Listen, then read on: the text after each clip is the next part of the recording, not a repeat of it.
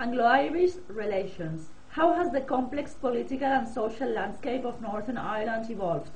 Due to close proximity to each other, there have always been relations between British and Irish. The first serious English attempts to settle Ireland began in the 1500s, but they weren't hugely successful. The next settlements were in the province of Ulster, in the north of Ireland, in the 1600s. The settlements were called plantations. They planted Protestant settlers in Ulster who were loyal to the British monarch. The rest of Ireland remained Catholic and generally opposed to British rule. There were many bloody wars and rebellions against British rule in the 1600s and 1700s.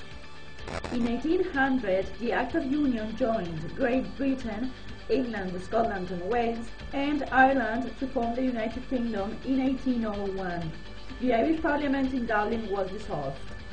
Despite the union, Catholics were still unable to vote at general elections or to hold parliamentary and most public offices. The fight for political equality for Catholics was led by Daniel O'Connell. Although he could not legally become a member of Parliament, he stood for election in County Clare in 1828 and won a huge number of votes. In 1829, Catholics gained the right to become members of Parliament. O'Connell wanted the Act of Union to be repealed and Ireland to be independent from Britain and to have its own Parliament again. O'Connell died in 1847, but the campaign for repeal continued with the Young Ireland movement and the Fenian Brotherhood. By the 1880s, Irish resistance to British rule was becoming more effective, mainly because it was using democratic methods. In 1870, Isaac Bash founded an organization that used the slogan Home Rule. Under the leadership of Charles Stuart Parnell, the Home Rule League played a major part in the fight for independence. This meant Ireland would still be part of the British Empire, but it would have its own parliament. The vast majority of Irish Catholics supported Home Rule. They thought an Irish parliament would treat them better than a parliament based in London. A number of wealthy Protestant landlords also supported Home Rule. They thought that they would be running Ireland's new Home Rule Parliament. So, in the 1880s and 1890s, the Parliament in London voted on whether to give Home Rule to Ireland. Prime Minister William Gladstone was convinced of the need for Home Rule. However, between 1886 and 1893, two Home Rule bills were defeated in Parliament for two main reasons. There were a large number of people in Ireland who wanted to keep the union between Britain and Ireland. Most of these Unionists lived in Ulster. Many British members of Parliament felt that if Ireland got Home Rule, then the rest of the British Empire would fall apart. If they gave Ireland Home Rule, why should they not give India Home Rule too? At the beginning of the 20th century, the issue of Irish independence from Britain was still unresolved. After two defeats in the 1880s and 90s, a third Home Rule bill was introduced in the British Parliament in 1912, but its passage was interrupted by the First World War. Home Rule did not become a big issue until 1910. There was an election that year. The Liberal Party won. But to pass any laws, they needed the votes of the Irish members of Parliament led by John Redmond, who wanted Home Rule. Redmond did a deal with the Liberal Prime Minister, Herbert Asquith. He agreed to help Asquith as long as the Liberals gave Ireland Home Rule. Note, however, that from the early 1900s, not all Irish people supported Home Rule. The nationalist movement in Ireland had two strands. One strand was Redmond's Home Rule Party. He wanted a Home Rule Parliament for Ireland, with Ireland remaining as part of the British Empire.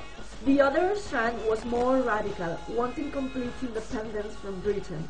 This strand had a political wing called Sinn Féin and a secret military wing, the Irish Republican Brotherhood. Home Rule was backed by Irish Catholics who believed that Ireland should have its own parliament in Dublin. Irish Protestants, who were in the majority in the province of Ulster, were opposed to Home Rule. In 1912 and 1913, both sides formed armed organizations.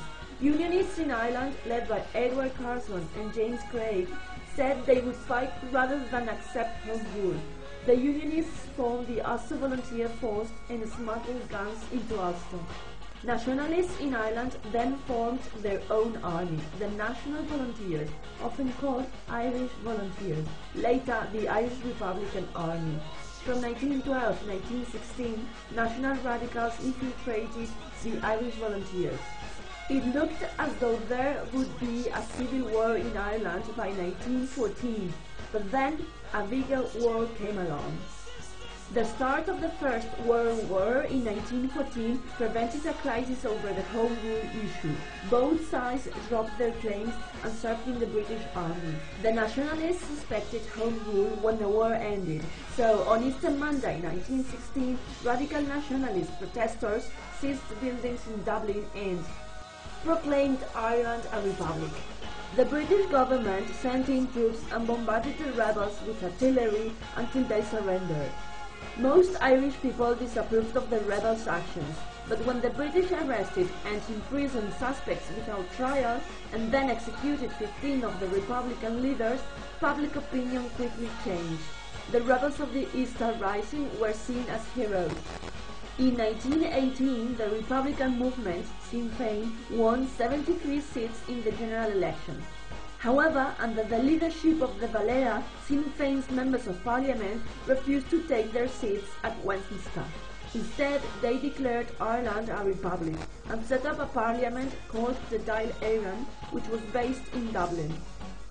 This started 3 years of fighting between the Royal Irish Constabulary, Ireland's major police force, backed by British troops, and the IRA. By late 1921, both sides had had enough. In July 1921, British Prime Minister Lloyd George proposed a compromise in which the 26 counties of Southern Ireland would become a dominion within the British Empire known as the Irish Free State. The Dáil approved the Anglo-Irish Treaty in 1921. This led to more civil war between the Republicans who wanted independence and the Free Staters. A ceasefire was called in 1823 when the Republicans, led by Edmund de Valera, accepted the treaty. By 1949, Irish Southern Ireland had become an independent republic. This became a dominion like Canada. The 6 counties of Northern Ireland remained within the United Kingdom, although it had its own parliament in Belfast. As in India, independence meant the partition of the country. Ireland became a republic in 1949, and Northern Ireland remains part of the United Kingdom.